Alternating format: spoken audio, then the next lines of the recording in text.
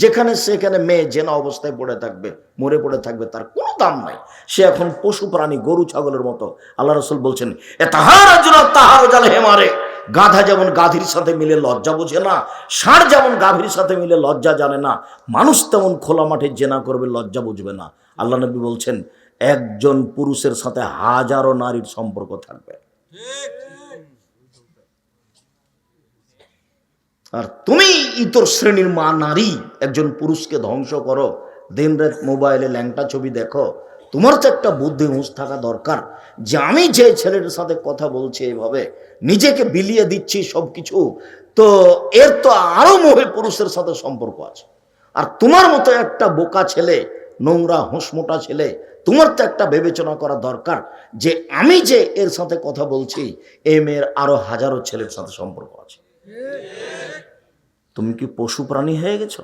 তোমার তো একটা দাম আছে, তুমি মুসলিম পুরুষ। আল্লাহ রাসূল বলছেন, আমার জীবনে বড় ভয়, আমার উম্মত গোপন পাপে লিপ্ত হবে, এটাই আমার ভয়।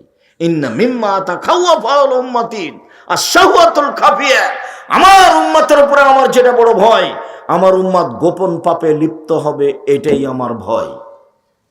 প্রায় বড় মোবাইলে জেনা হয় দিন রাত।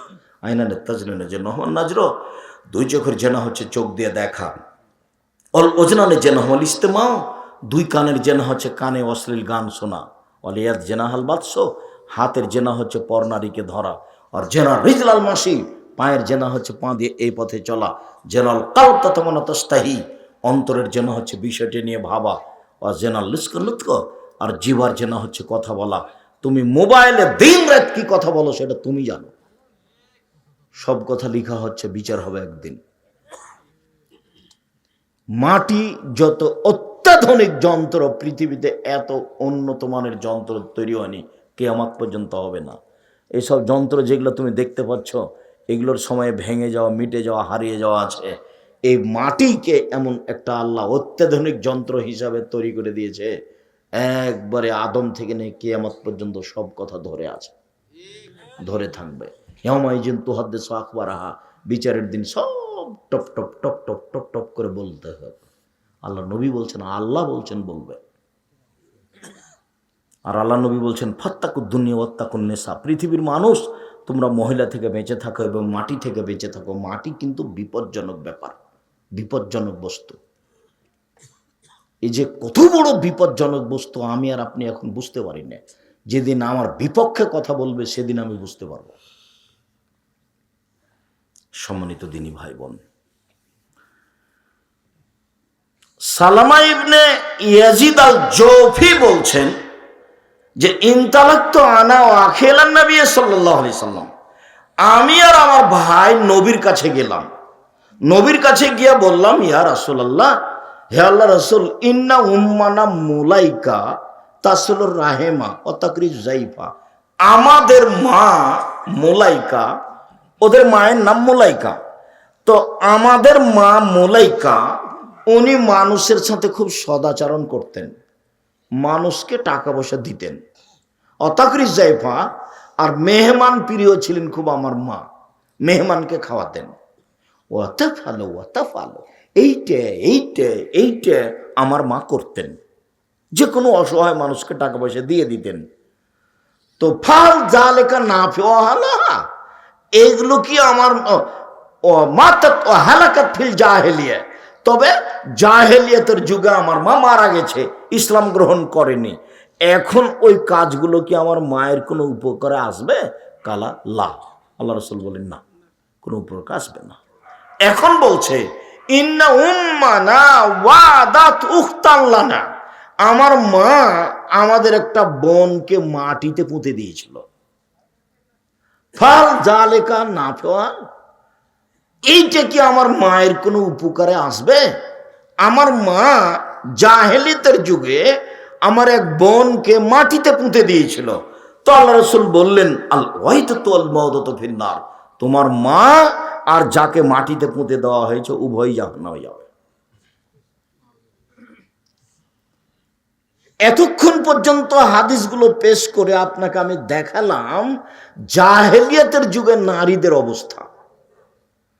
এক মিনিট, জাহিলিয়াতের যুগে নারীদের অবস্থা দেখাতে গিয়ে দুইটা ঘটনা নকল করছি।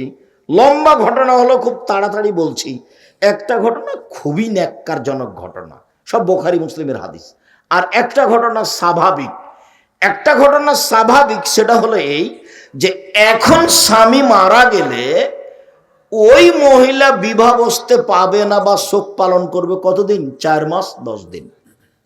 4 মাস 10 দিন। আর জাহেলিয়াতের যুগে স্বামী মারা গেলে শোক পালন করত 1 বছর। আবার থাকতে হতো বাড়ির পিছন দিকে একটা কুঁড়ে ঘরে। কুঁড়ে ঘর বুঝেন আপনারা? ঝুপড়ি ঘর। বুখারী মুসলিমের হাদিসে এসেছে তার নাম হিফস। হিফস বুখারী মুসলিমের হাদিসে এসেছে বাড়ির পিছন দিকে যেখানে কুকুর শিরগাল দৌড়াদৌড়ি করে, ওইখানে তাকে ঘর করে দেওয়া হবে। সে ময়লাযুক্ত কাপড় পরবে, পরিষ্কার কাপড় পরতে পাবে না। আর ওর জন্য একটা প্লেট থাকবে, যে প্লেটে অন্য কেউ খেতে পাবে না। একটা গিলাস থাকবে, যে গিলাস অন্য কেউ ব্যবহার করতে পাবে না। কেউ যারা কাজের মেয়ে এইভাবে খাবার দিয়ে আসবে। স্বামী মারা গেছে সেই জন্য। এটা হলো জাহেলিয়াত। এখন বাড়িতে থাকবে, ছেলের কাছে থাকবে, বাপের বাড়িতে থাকবে, যেখানে সুবিধা সেখানে থাকবে। 4 মাস 10 দিন নিরাপদ জায়গায় থাকবে। বিবাহ বসতে পাবে না 4 মাস 10 দিন। সাজগোজ করতে পাবে না 4 মাস 10 দিন। নাকের গয়না খুলতে পাবে না। এটা হলো হিন্দুদের নীতি। মরার সাথে সাথে আপনার এই ভুয়াপুরের মহিলারা যারা আশেপাশে আছে, নাক ফল খুল খুল খুল খুল, নাকে যে ফুল আছে এটা খুল, স্বামী মারা গেছে, স্বামী মারা গেছে, যা আছে গলায় হাতে সব খুলে ফেলা। এটা হলো হিন্দুদের নীতি। যা আছে ওই মহিলার গায়ে কলায় স্বামী মারা গেছে ওইভাবেই থেকে যাবে, খুলতে হবে না। সাজগোজ করতে পাবে না কতদিন? 4 মাস 10 দিন। সে স্বামীর বাড়িতে থাকবে, যেখানে তার নিরাপদ জায়গা সেখানে থাকবে। তাহলে জাহেলিয়াতের যুগে কি ছিল? 1 বছর। জাহেলিয়াতের যুগে কি ছিল? বাড়ির পিছন দিকে কুঁড়ে ঘর। জাহেলিয়াতের যুগে কি ছিল? ভাঙা প্লেটে খাবার দিতে হবে, ময়লাযুক্ত কাপড় পরে থাকতে হবে। আরো খারাপ নোংরা কথা, যে ওই একটা উটের গায়ে গোবর মাখাতে হবে বা উটের গোবর নিজের গায়ে মাখতে হবে এবং লজ্জা স্থানকে উটের গায়ের সাথে ঘষতে হবে পবিত্র হওয়ার জন্য। এটা হলো জাহেলিয়াত আর এটা হলো ইসলাম। আর জাহেলিয়াতের যুগে বাড়ির সামনে পতাকা দেওয়া থাকতো, এই মেয়ের সাথে জেনা করে যে সন্তান হবে সে হবে সমাজের নেতা। তো কত মানুষ আসবে, একটা সময় পর্যন্ত তার সাথে জেনা চলবে। তারপরে যখন ওর সন্তান হবে তখন ওর যাকে ইচ্ছা তাকে ডেকে বলবে এটা আপনার স্বামী, এটা এই ছেলে আপনার, আপনি আমার স্বামী। ছেলে বাছাই করার জন্য শুক্রকীট গ্রহণের জন্য পদ্ধতি চলে, যেটা এখন আবার দেখা দিয়েছে। কাজেই সন্তানের যত ইউটিউব যে কোনো মাধ্যম আছে সব হারাম, একটাও জায়েজ নয়। সরাসরি স্বামীর মাধ্যমে হবে, আর নাহলে এই স্বামী বাদ দিয়ে তুমি আরো রোজ স্বামী ধরো না, বৈধ পথায় কোনো সমস্যা নেই। এই স্বামীর কাছে থাকো 2 মাস 6 মাস, যদি তোমাকে ভালো না লাগে খোলাক তালাক দাও, দিয়ে আর একটা স্বামীর কাছে যাও, দেখো সন্তান হয় কিনা। শরীর তোমাকে বাধা দেয়নি। তুমি এইভাবে শুক্রকীটে সন্তান নিতে গেলে কেন? কে তোমাকে বলেছে এটা? এটা জেনারেট সব যেগুলো নেমে আসছে সেগুলো হচ্ছে নারীদেরকে ধ্বংস করা মৌলিক লক্ষ্য, নারীদেরকে জাহিলিয়াতের যুগে নিয়ে যাওয়া মৌলিক লক্ষ্য। সম্মানিত দিনী ভাই বোন, এইবার আর একটা নীতি দেখাই। আনাস রাদিয়াল্লাহু তাআলা আনহু বলেন, আল্লাহ নবী বললেন, ইন্নাল ইয়াহুদা ইজা হাজাতিল মারাতু লাম ইয়াকিলুহা লাম ইয়াকিলুহুন্না ওয়া লা ইউজামিউহুন্না। ইহুদিদের নীতি ছিল মহিলা ঋতুবতী হলে তার সাথে খাওয়া হবে না। ছি ছি ছি ছি ছি ছি, ঋতুবতী হয়েছে, পচে গেছে, ওকে বাড়ির পিছন দিকে রাখো, ওর প্লেট ভিন্ন, ওর বাটি ভিন্ন, ওর থাকার জায়গা ভিন্ন, ও ভিতরে আসতে পাবে না, ওর সাথে মিলামিশা হবে না, ওর সাথে কথাবার্তা হবে না, ও পাতিলে স্পর্শ করতে পাবে না, ও তো পচে গেছে, নষ্ট হয়ে গেছে, ঋতুবতী হয়েছে। যে ইহুদিদের এই নীতি, আপনি বইটা পড়ে দেখেন, কেন এই নির্যাতন কি তার প্রতিকার? বইয়ের নাম কি? কেন এই নির্যাতন কি তার প্রতিকার? কেন এই নির্যাতন কি তার প্রতিকার? কেন এই নির্যাতন কি তার প্রতিকার? সম্মানিত দিনী ভাই বোন, ইহুদি খ্রিস্টানেরা ঋতুবতী মহিলাদের সাথে এইরূপ আচরণ করছে। এবার চলেন,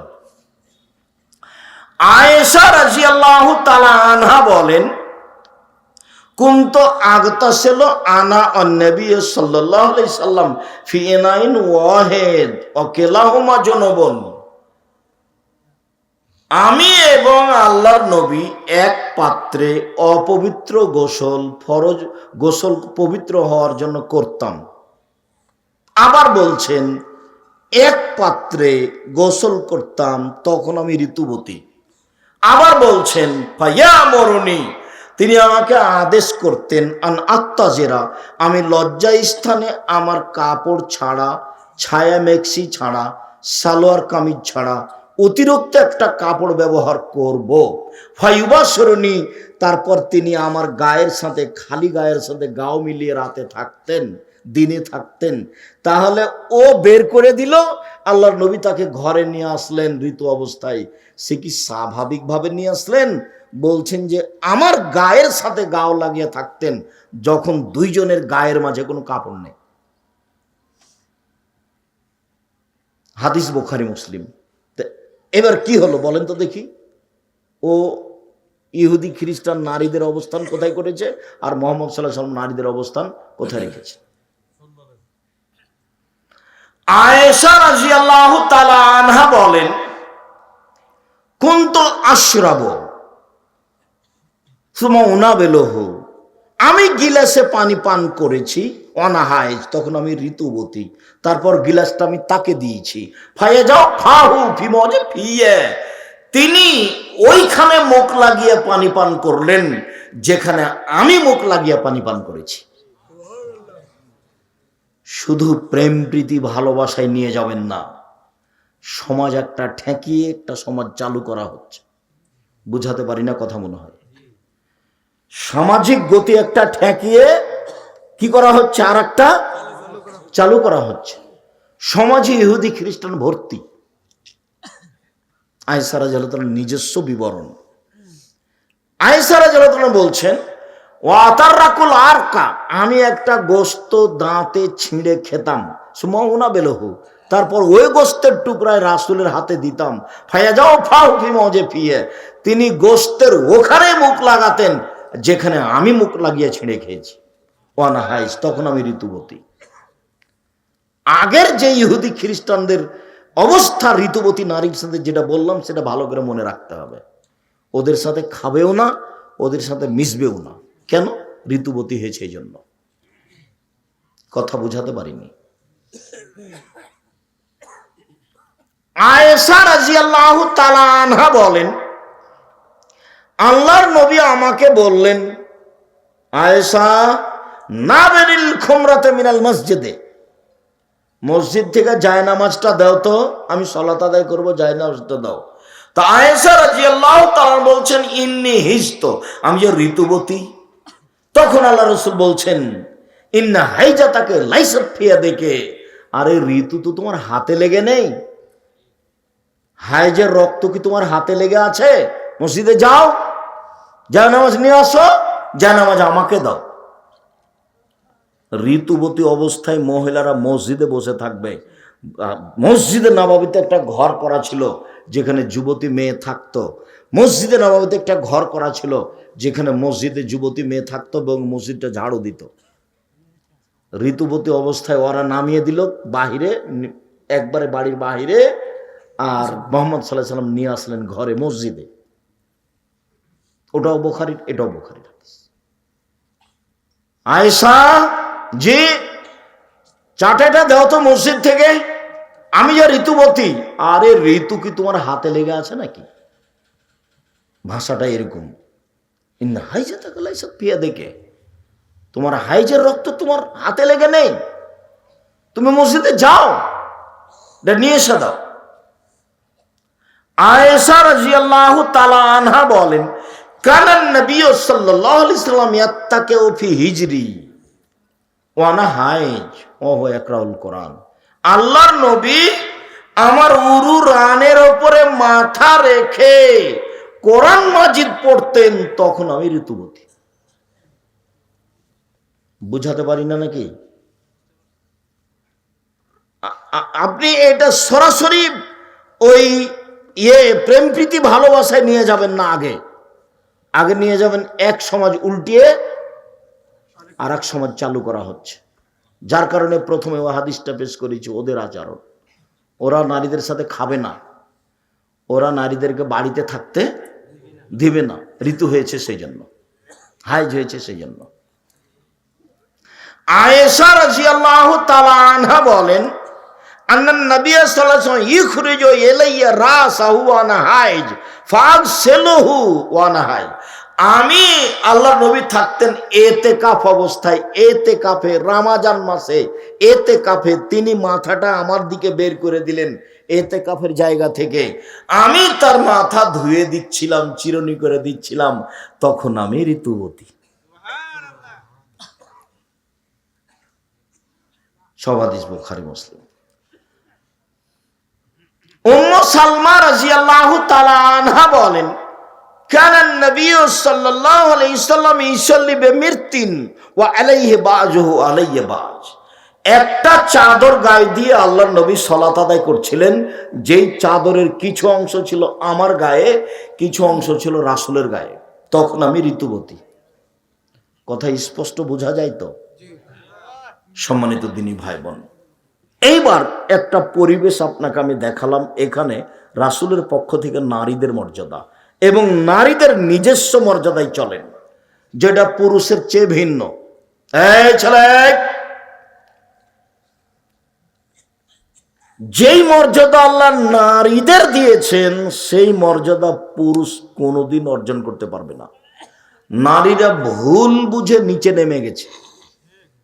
বেগম রোকেয়ার গল্প পড়ে মনে করেছে যে আমরা তো বাহিরের বস্তু, ভিতরে কেন? আমাদেরকে তো উপার্জন করে খেতে হবে, নিজের পায়ে দাঁড়াতে হবে। এই কথাটাও কিভাবে মাথায় নিয়ে আসলো? অথচ আল্লাহ বলছেন ওকে উপার্জনের জন্য সৃষ্টি করা হয়নি।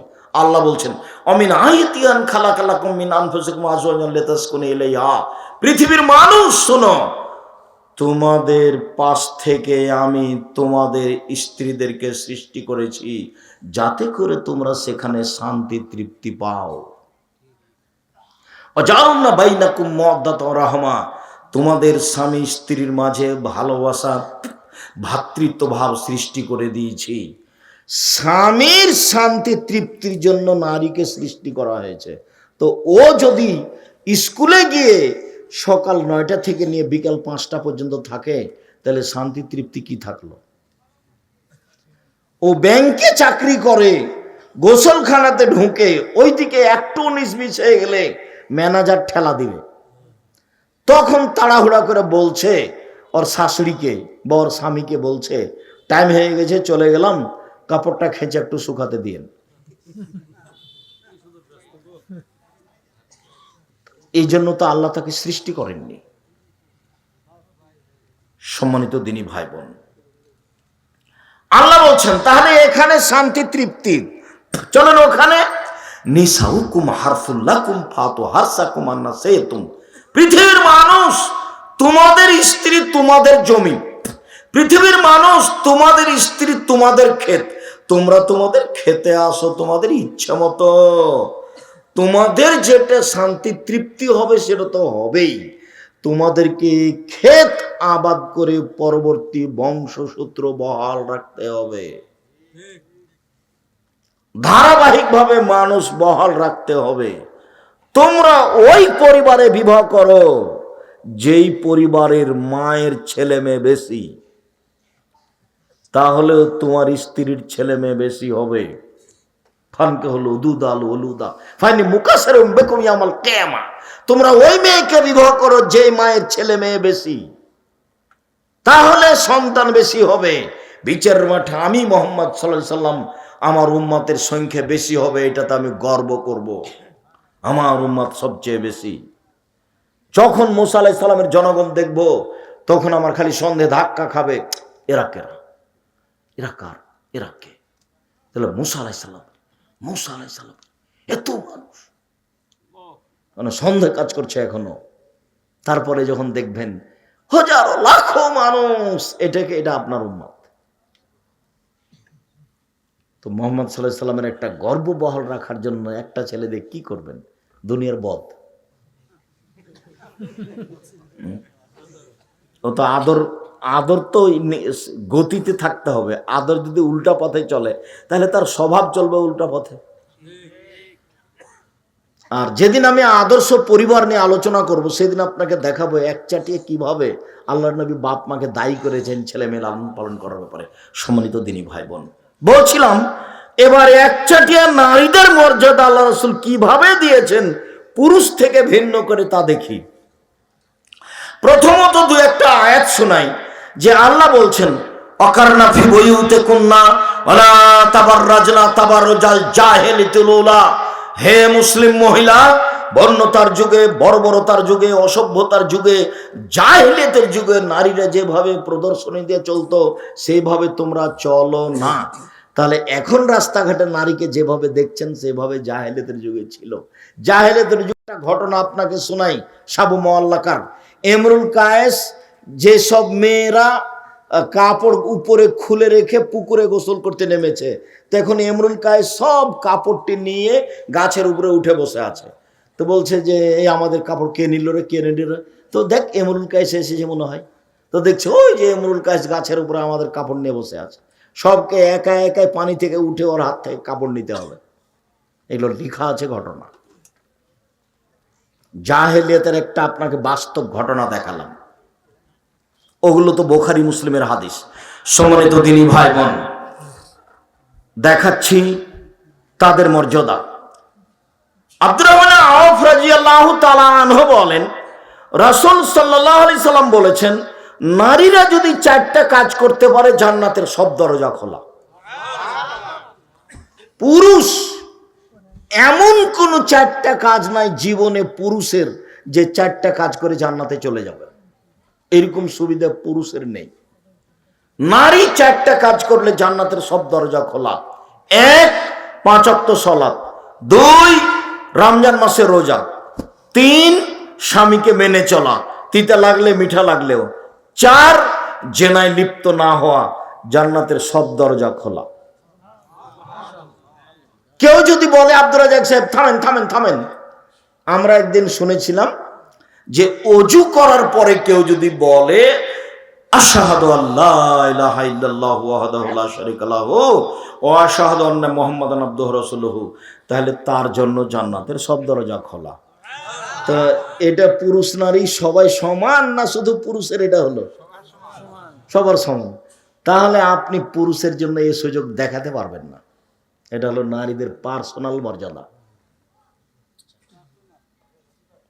এটা কোনোদিন আর জীবনে কোথাও বের করতে পারবেন না যে 4টা কাজে করলে জান্নাতের সব দরজা খোলা।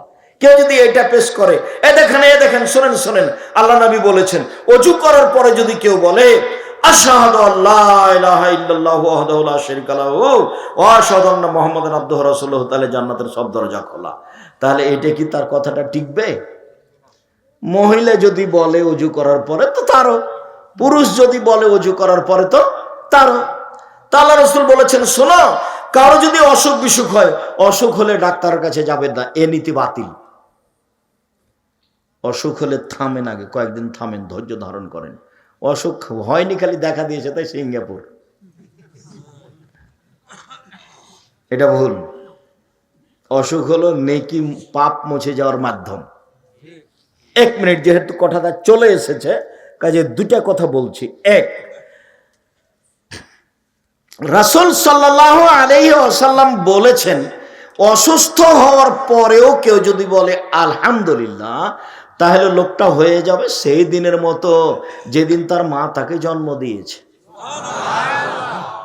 তাহলে এই কথাটা পুরুষের জন্য খাস না সবার জন্য? সবার জন্য। আর একটা কথা যেটা অসুস্থতার সাথে খাস, আমাদের সাথে নয়, এখনকার আলোচনার সাথে নয়। তো রাসূল সাল্লাল্লাহু আলাইহি সাল্লাম বলছেন এই মেয়েটা জান্নাতি, এই মেয়েটা জান্নাতি, এই মেয়েটা। আব্দুল্লাহ বিন আব্বাস বলছেন যে এই মেয়েটা জান্নাতি। কেন? এই মেয়েটা রাসূলের কাছে এসেছিল, এসব বলল যে আপনি একটু আল্লাহ নবীর কাছে দোয়া কর, আল্লাহর কাছে দোয়া করেন। কেন? আমি মির্গির রোগে আক্রান্ত, উল্টে পড়ে যায়, আবার কাপড় খুলে দিই, উলঙ্গ হয়ে যায়। তখন আল্লাহ রাসূল বলছেন, দেখো ইনতাসবিরি ইসবেরি, তুমি যদি এটা ধৈর্য ধারণ করতে পারো তো তুমি ধৈর্য ধারণ করো, তোমার জন্য জান্নাত হবে, ফল ভালো হবে। আর যদি ধৈর্য ধারণ করতে না পারো তো চিকিৎসা করতে পারো। বলছেন ঠিক আছে আল্লাহ নবী, আমি ধৈর্য ধারণ করলাম, আমি মির্গির রোগে উল্টে পড়ে যাই, আমি চিকিৎসা করব না, তবে একটু দোয়া করেন আমি যেন ওই সময়তে অজ্ঞানে কাপড় খুলে না দিই। আচ্ছা ঠিক আছে, তোমার জন্য দোয়া করলাম। এখন আরো কাপড় খুলে দেয় না, মির্গির কারণে উল্টে পড়ে যায়। এখন আব্দুল্লাহ ইবনে আব্বাস বলছেন, এ দেখেন এই হলো জান্নাতি নারী। আল্লাহ নবী বলেছেন এ অসুখের উপরে ধৈর্য ধারণ করেছে, এই জন্য জান্নাতে যাবে। তা এখন যদি কারো বেশি অসুখ হচ্ছে, তাহলে গ্রামবাসী বলছে যে কত যে পাপ করেছে, মানে ধর্ম কর্মর সাথে কারো সম্পর্ক নাই, কি পড়লো না পড়লো, নাকি মাস্টার ডিগ্রি পাস করেছে। আর তোমাদের ভুয়াপুরের বড় ডাক্তারের কথা তো তোমাদের বলেইছি, যে পিজি হাসপাতালে চাকরি করছে, লন্ডন থেকে পড়ে এসে 3 লক্ষ টাকা বেতন। তো সেই দিন আমাদের গ্রামে আসলো, গাড়ি থেকে নামলো, দেখলাম যে প্যান্ট পরে আছে, টাকনোর নিচে আছে, দাড়ি চাঁচা আছে, গলায় টাই আছে, হাতে সিগারেট আছে। একটু পরে দেখলাম যে বৌমা গাড়ি থেকে নামলো, গায়ে হালকা হালকা কাপড় আছে। একটু পরে দেখলাম নাতনি গাড়ি থেকে নামলো, গায়ে কাপড় নাই। একটু পরে দেখলাম গাড়ির পিছন দিকে কুকুর আছে। ফলাফল হলো এইটা। আর একটু দেখবেন আপনার ছেলেটা একেবারেই শয়তান। সেটা কি? এই গ্রামের একটা বৃদ্ধ মানুষ গেছে চিকিৎসার জন্য, তার 5-7টা দিয়েছে, টেস্ট দিয়েছে, জানে যে এতগুলো লাগবে না। তারপরেও যখন ফলাফলে এসেছে তখন ঔষধ লিখেছে ওই কোম্পানির, যে কোম্পানি তাকে টাকা দেয়, ও জানে যে এর চেয়ে ভালো ওষুধ আছে। তাহলে এবার আপনার টাকার খবর কি? আপনি যে লাখ লাখ টাকা খরচ করলেন পড়ানোর জন্য, এবার আপনার কি অবস্থা? এখন বলতে হবে আস্তাগফিরুল্লাহ ওয়া আতুবু ইলাইহি, ছেলের পিছনে যাহা করিয়াছি, ভুল করিয়াছি, তুমি আমাকে মাফ করিয়া দাও। আমি কান্নাকাটি করে তোমার দরবারে প্রার্থনা করি, আমার ছেলে আমাকে ফিরিয়ে দাও। আমি এই ছেলে চাইনি, মুহাম্মদ সাল্লাল্লাহু আলাইহি সাল্লামের নীতিতে আমার ছেলে থাকবে, এটা আমি চেয়েছি। তুমি ছেলে ফিরিয়ে দাও। আপনি দোয়া করেন, আপনার স্ত্রীকে দোয়া করতে বলেন, ছেলে ফিরে আসতে পারে। ফাঁকি দিয়ে আর কোনোদিন প্রেসক্রিপশন লিখবেন, এটা হতেও পারে। সম্মানিত দিনী ভাই বোন, চলেন। মহিলা রাসূল সাল্লাল্লাহু আলাইহি সাল্লাম বলেন, আনাস রাদিয়াল্লাহু তাআলা আনহু বলেন, মান আলাত জারিয়াতাইনে, কেউ যদি 2টা মেয়ের লালন পালন করে, 2টা, ফাজায়াউমাল কিয়ামা আনা ওয়া হুয়া ফিল জান্নাতে হাকাজা, তাহলে সেই লোক আর আমি জান্নাতে থাকবো এইভাবে দিয়ে তর্জনী আর মধ্যমায় 2টা আঙ্গুল জমা করে দেখালেন ফাজাম্মা। এই শোনো, কেউ যদি 2টা মেয়ের লালন পালন করে, সেই বাপ আর আমি জান্নাতে এইভাবে থাকবো, তখন জমা করলেন আঙ্গুল 2টা, একসাথে থাকবো। 2টা ছেলে লালন পালন করলো, 10টা ছেলে যদি মাস্টার ডিগ্রি পাস করান, লন্ডন আমেরিকা থেকে পড়িয়ে নিয়ে আসেন, 1 পয়সা লাভ নাই। তো পড়াবেন কেন? জন্ম দিয়েছেন এই জন্য, এটা আপনার জিম্মেদারি। আব্দুর রাজ্জাক সাহেব, থামেন, আপনাদের তো বক্তব্য শুনেছি, ওর ভালো ছেলে বাপ মায়ের জন্য দোয়া করে। আরে ওটা ভালো ছেলে নয়, ওটা ওয়ালাদুন, ছেলে মেয়ে দুটাই। যখন মেয়ে ভালো হবে তো ভালো, ছেলে ভালো হবে তখন ছেলে ভালো, ওটা খাস নয়।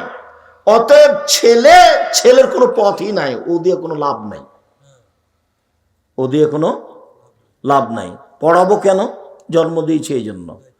যা করবে, যত অন্যায়, সব জবাব আমাকে দিতে হবে, আপনাকে দিতে হবে।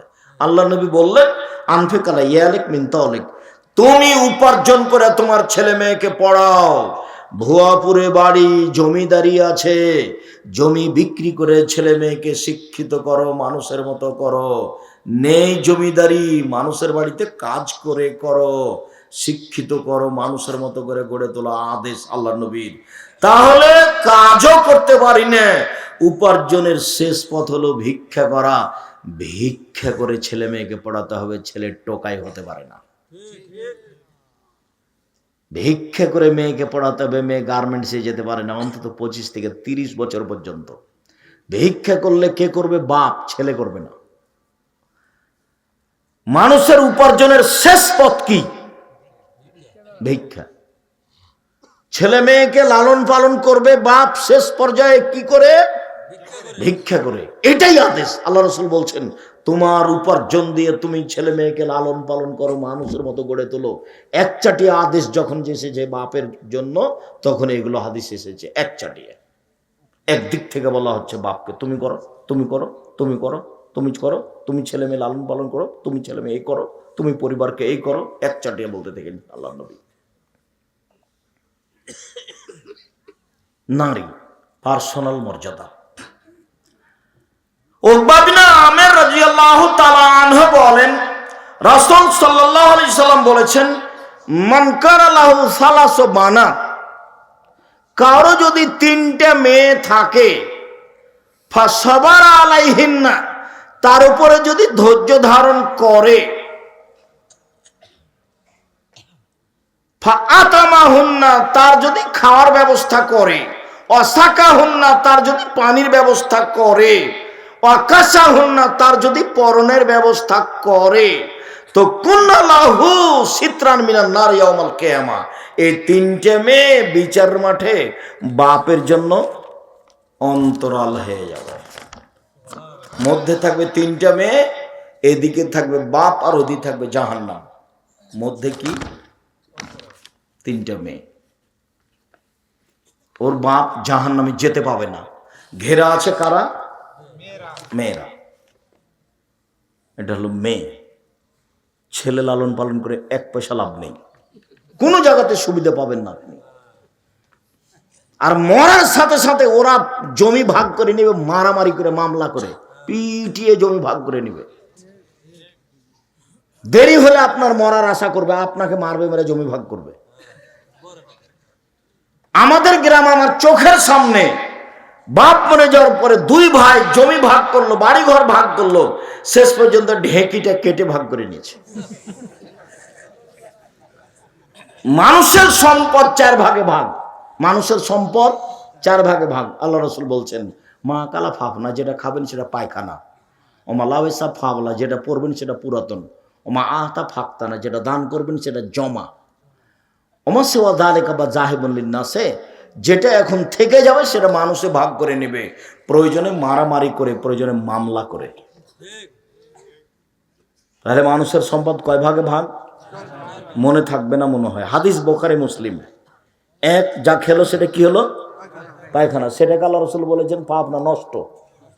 2, যেটা লাবেসা ফাবলা, যেটা পড়লো সেটা পুরাতন, সেটা এক সময় ছিঁড়ে যাবে। ওমা আতা ফাক্তানা, যেটা দান করলো সেটা জমা হয়ে গেল। মনে রাখবেন, আমি আব্দুর রাজ্জাক বিন ইউসুফ দানের কথা বললাম, সভাপতি সাহেব দানের কথা বললেন, আমি তখন মনে করলাম তার প্রয়োজন, সেই জন্য বলছি, চলো কেউ দিলে দিবে, চলো যাই এখন। এই যে আপনি চলে গেলেন, তো ও চাইলো সেই জন্য চলে গেলেন, আসলে পরিবেশটাই উল্টা হয়ে আছে।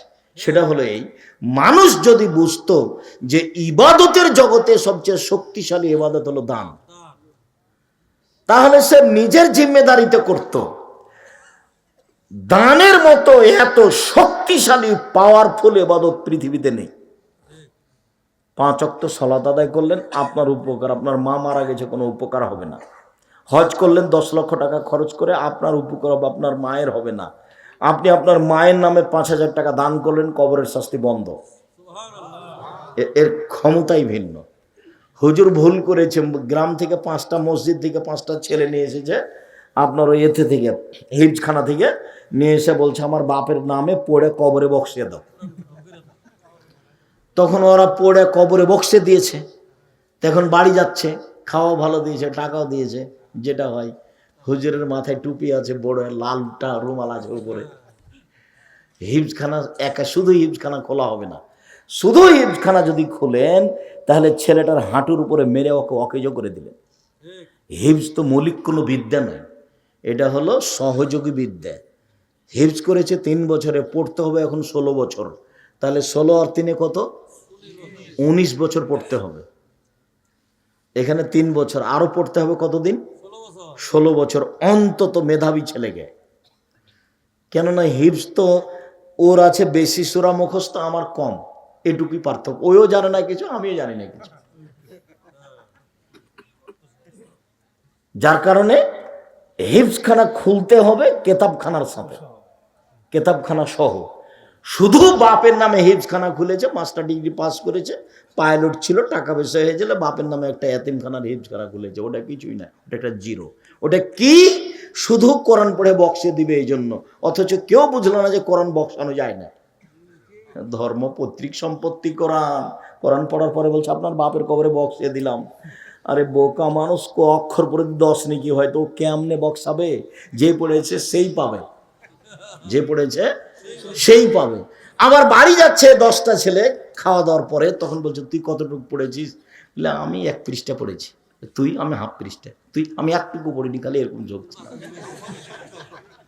এইভাবে দিয়ে রাখে, স্বভাব এইভাবে গড়ে উঠেছে। আর এটা কোনো নিয়ম নয়। মানুষ মারা গেলে 2টা পথ, মুখে দোয়া, আল্লাহ তুমি আমার বাপকে মাফ করো। কিছুই যদি না জানেন, কবরের পাশে গিয়ে বলবেন আল্লাহ আমার বাপকে মাফ করো, এটা তো বলতে পারবেন, এটাই দরকার। আর দান, দানের সবচেয়ে উত্তম পথ হলো পানির ব্যবস্থা করা। এই পাড়াতে দেখবেন গরিব মানুষ কার বাড়িতে নলকূপ না, ওটা দিয়ে দেন। দেখেন কোন জায়গাতে গিয়ে কোনো মাদ্রাসাতে একটা নলকূপের প্রয়োজন, সেখানে দেন। আর শেষ পর্যন্ত যদি কোনো জায়গা না থাকে, তাহলে জামিয়া সালাফে আছে, 410 জন এতিম আছে, 500 জন অসহায় আছে, 32 লক্ষ টাকা মাসে বেতন লাগে, রামাজান মাসে লাগে 48 লক্ষ, কুরবানিতে লাগে 48 লক্ষ। কোনোদিন দেখতে যান কিনা আমি জানি না, এই লাইনে আছে খুব নিকটেই, পূর্বাচলে বাণিজ্য মেলার পিছনে 51 বিঘা জমির উপরে প্রতিষ্ঠান। 51 বিঘা, 22 বিঘা শুধু মেয়েদের জন্য, 33 শতাংশের বিঘায় 2 একর, 22 বিঘা 21, 3 একর খালি মেয়েদের জন্য, বাকি সব ছেলেদের জন্য আছে। পূর্বাচল বাণিজ্য মেলার পিছনে 21 নম্বর সেক্টরের সাথে লাগা। সম্মানিত দিনী ভাই বোন, যদি যেতে না পারা যায়, তাহলে বলতে হবে আল্লাহ তুমি জামিয়া সালাফে কবুল করো। দিনাজপুর যেটা আছে সামনে, পরশু বৃহস্পতিবার শুক্রবার সম্মেলন, দেশ বিদেশের বড় বড় আলেম ওলামা থাকবেন। এটা হলো 20 বিঘা জমির ওপরে।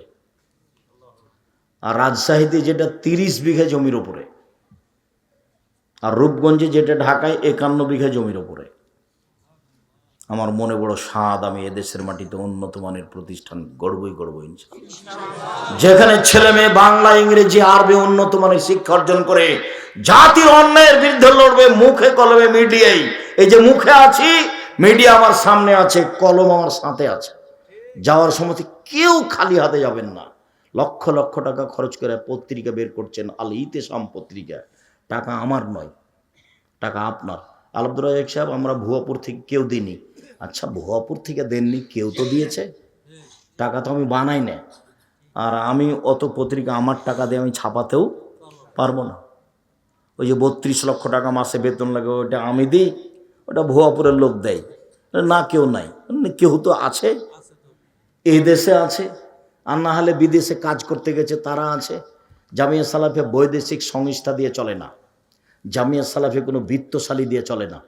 জামিয়া সালাফি আমি আর আপনি চালাই, যারা 5-10 হাজার টাকা দিই, 2000, 1500 টাকা দিই, তারাই চালাই। একটু আগে একটা লোক মনে হয় 2000 টাকা দিয়ে আসলো, তার মানে ওভাবেই চলে। আপনি মনে করবেন না যে জামিয়া সালাফে কিভাবে চলে, আমিও জানি না কিভাবে চলে। তাও মানুষ আমার সাথে যারা সাক্ষাৎ করে, তারা এভাবে লোক সাক্ষাৎ করে। জামিয়া সালাফের কোনো রসিদ বাহিরে ব্যবহার হয় না, কোনো শিক্ষক আদায় করতে পাবে না। 25 তারিখ থেকে নিয়ে 1 তারিখের মধ্যে সে বেতন নেবে, বেতন নিয়ে পরিবার নিয়ে থাকবে, খাবে, এই নিয়ে তার কোনো চিন্তা ভাবনায়। প্রতিষ্ঠান কিভাবে চলে ও নিজে জানে না, কোনো শিক্ষক শিক্ষিকা জানে না প্রতিষ্ঠান কিভাবে চলে। প্রতিষ্ঠানের রসিদ বহি বাহিরে ব্যবহার হয় না, কেউ নিয়ে ওটা আদায় করতে যেতে পাবে না। গেলে তার বিচার হবে। তো কিভাবে চলেন? আপনি দিয়ে আসবেন। কি দিয়ে আসবো? 10 টাকা। ওতে অনেক আছে, বরকত আছে। ক্ষুদ্র ক্ষুদ্র ফোটাই ফোটাই ফোটাই সাগর তৈরি হয়। সম্মানিত দিনী ভাই বোন, চলেন, নারীর মর্যাদা আমার চেয়ে আপনার চেয়ে ভিন্ন।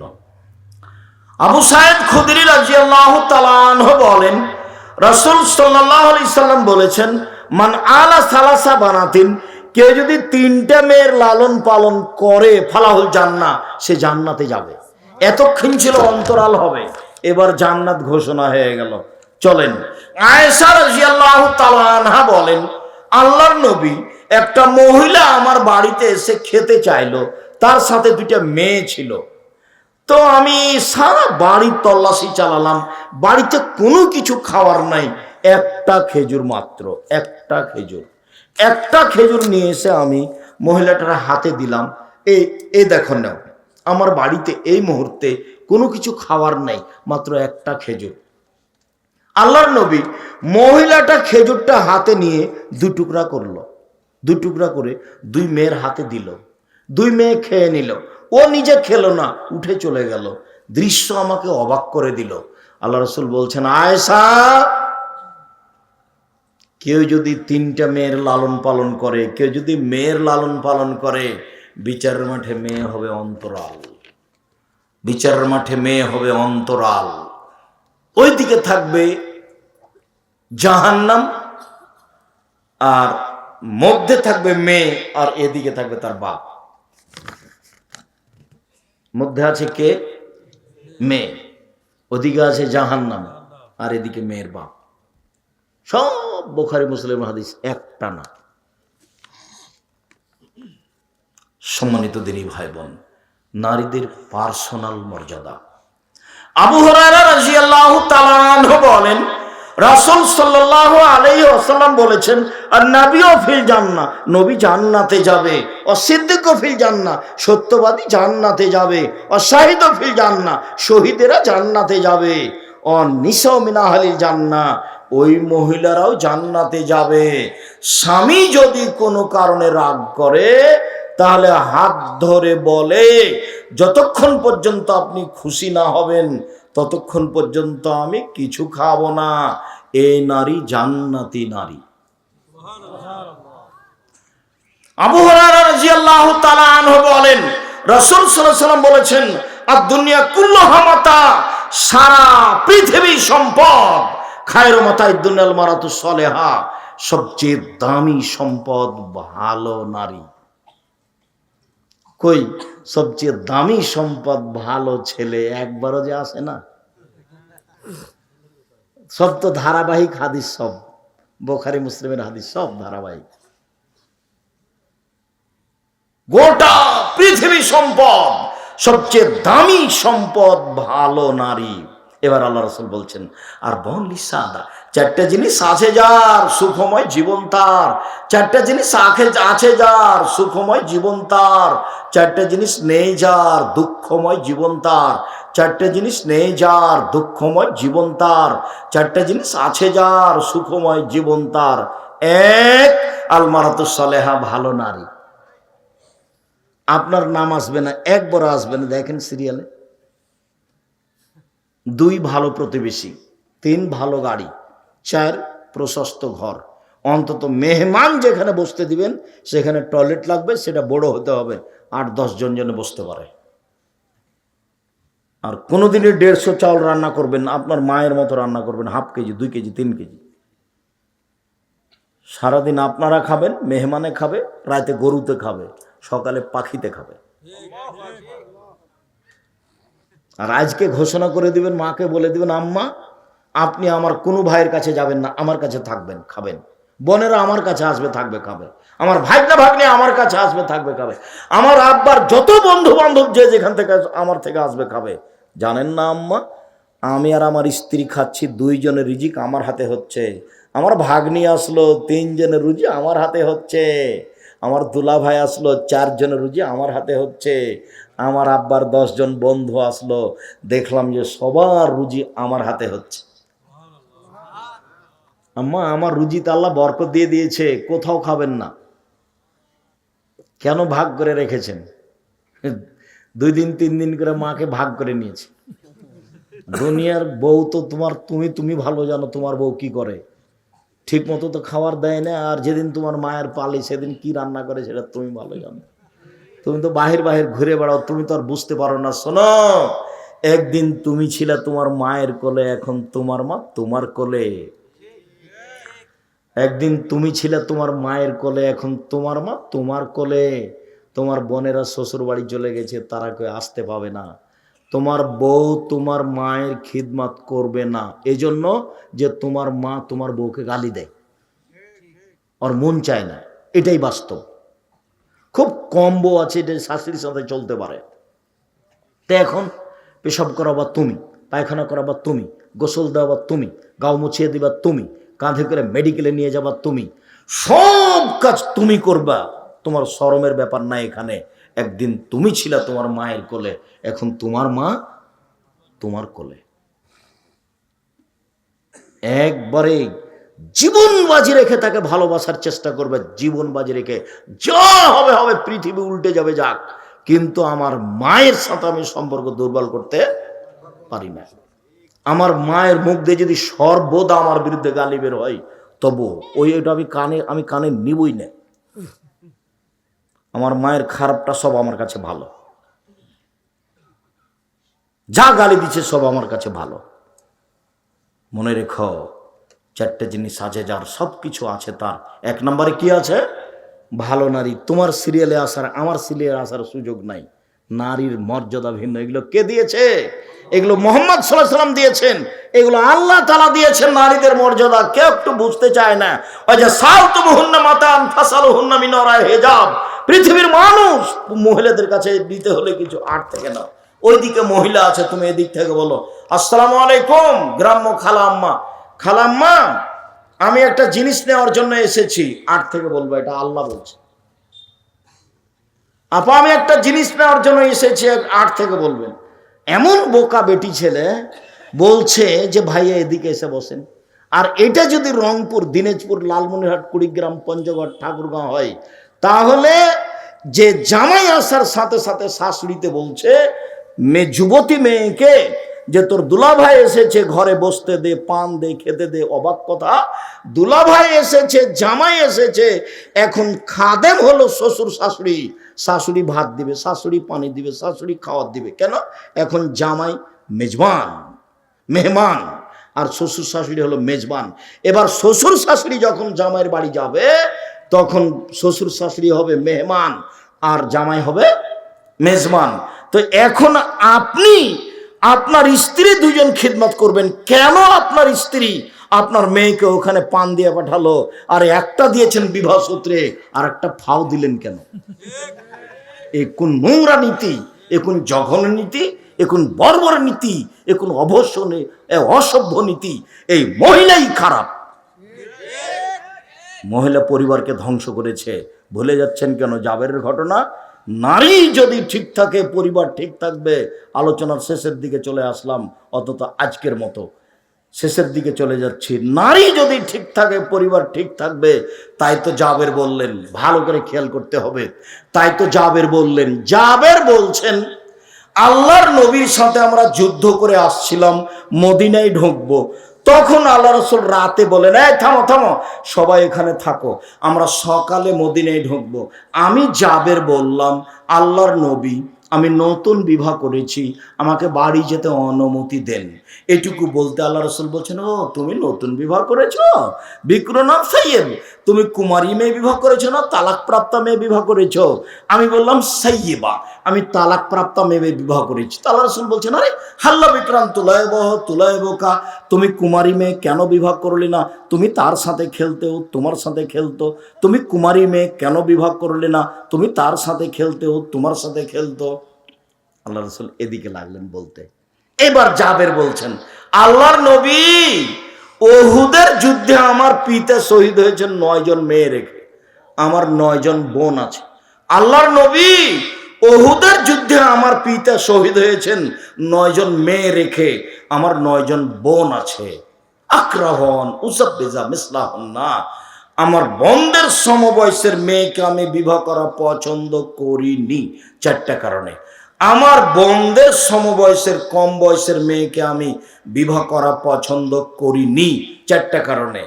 আমার বন্ধের সমবয়সের মেয়েকে আমি বিবাহ করা পছন্দ করিনি চারটা কারণে। এক, লে তুয়াল্লিমাহুন্না, আমার স্ত্রী যেন আমার বোনদেরকে বিদ্যা শিখাতে পারে। দুই, বলে তুয়াদ্দেবাহুন্না, আমার স্ত্রী যেন আমার বোনদেরকে শিষ্টাচার শিখাতে পারে। তিন, বলে তুরাজ্জেলাহুন্না, আমার স্ত্রী যেন আমার বোনদের মাথার চুল চিরুনি করে সাজগোজ করে রাখতে পারে। চার, বলে তাকুমা আলাইহিন্না, আমার স্ত্রী যেন আমার বোনদের উপরে পাহারা দিতে পারে। মা অনেক দামি মানুষ। এই পরিবারের সবচেয়ে দামি মানুষ কে হলো? মা, মহিলা। এখন পর্যন্ত পুরুষের কোনো কথা আসলো না। আরো আছে, একচাটিয়া নারীদের মর্যাদা আল্লাহ রাসূল দিয়েছেন এইভাবেই। এই যেটা হাদিস বললাম সেটা বুখারী মুসলিম। তাহলে ছেলেটা মাথার চুল ছেড়েছে এইভাবে এইভাবে করে, এতে দায়ী কে? মা। ছেলেটার প্যান্টটা এখনো নিচে আছে, দায়ী কে? মা। মেয়েটার নখ